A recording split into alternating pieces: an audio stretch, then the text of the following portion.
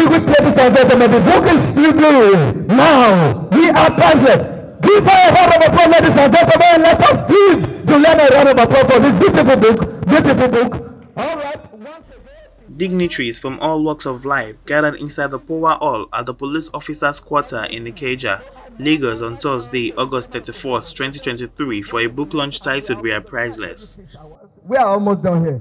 The author of the book, Juliana Francis, is a renowned journalist whose aim is to combat various forms of crime against innocent children, including sex slavery, trafficking, child labor, and abuse. Give me a round of applause, ladies and gentlemen. Speaking at the event, the multi-award winning journalist stated that the book is centered on how vulnerable children are sacrificed on the altar of unbridled wealth accumulation towards the selfish quest of adults who should protect them. While covering NAPTIP, I met a girl who was trafficked, and she was just 10 years old girl, and she has been violated. 10 years old girl kept in a brothel exclusively for white men. She was being violated by white men, and her madam was collecting the money.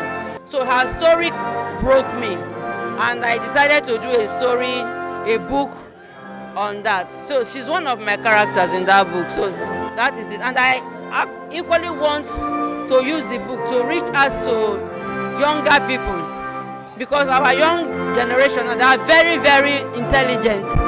They should be the one doing the fighting now, fighting against human traffickers. They should be the one to read the book and actually educate adults.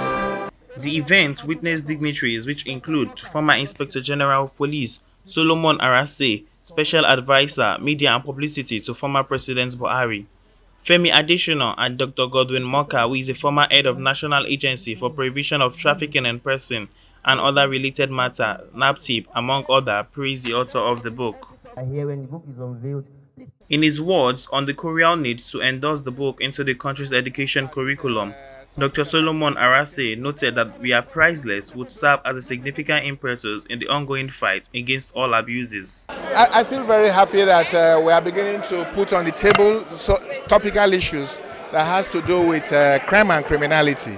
This has been something that has been affecting the image of the country, and a lot of people have lost their lives, in the process of dealing with these issues of child abuse, taking them out of their habitats, and so I'm really excited about it, and we are going to appeal to everybody to see how we can put this book on the all the primary schools and secondary schools, so that people start learning to know the danger of not taking care of our siblings.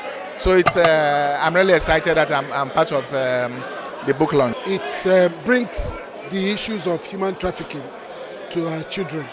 It's something that NAPTIP has been working for over the years, that every child, especially those in secondary school, should be acquainted with issues of human trafficking, so to protect themselves. So it adds to the volume of books and other materials that have been used for campaigning against trafficking and for public enlightenment against trafficking. So this is a very important addition to that knowledge, and it comes from a position of knowledge because it deals with real stories and things that have happened from somebody who has been part of this process for a long time. While reviewing the book, Mr. Femi Adesina praised the author, stating that it's timely and captured the very rot called human trafficking in Nigeria. The book is on human trafficking. It may not have direct relevance to the economy, but when you have dislocations like that, one way or the other, it will redound on the economy. It's not strictly an economic issue, but it's something that will, in a way, impinge on the economy. So before you can have a well-rounded country, the family must also be well-rounded. A big cause of human trafficking is dysfunctional families. So when families are together and they can be called functional families, then you won't have this ill of human trafficking. If the right people read this book, the book has a way of being, it can prevent and it can cure. So for people who have not gotten into a place where they are trafficked or their children are trafficked, reading the book will show very clearly that not everybody who comes to you with a proposal to take your child somewhere means well, even if those people are family. Because in one of the parts of the book, the person who trafficked some of the children was their uncle. So even if those people are family, you have a right to ask questions. Now, if people have been trafficked, either the person who has been trafficked or those people who are noticing someone who has been trafficked, there are people you can reach out to, NAPTIP, the police, and we can rescue those people. I think the fact that the book can be a prevention and a cure is really, really quite important for the society.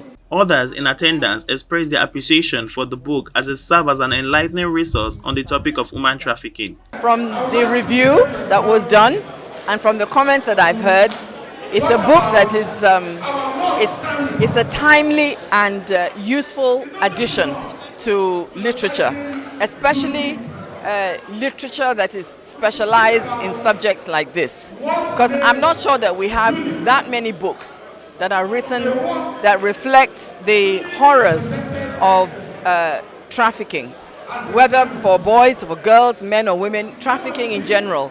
I don't think there's that much literature. And I really applaud Juliana Francis for writing this book. So it is good. Anytime in the future, anybody can walk into a library, and pick the book and know about how human trafficking was fought, in those days, and the scourge was brought to a barest minimum. Juliana Ebere Francis is an investigating journalist and the Chief Executive Officer of Youth Lens Initiative Development, who love pursuing stories that have to do with human rights abuses, a quest for justice, and promoting issues that have to do with sexual and gender-based, women, children, and society.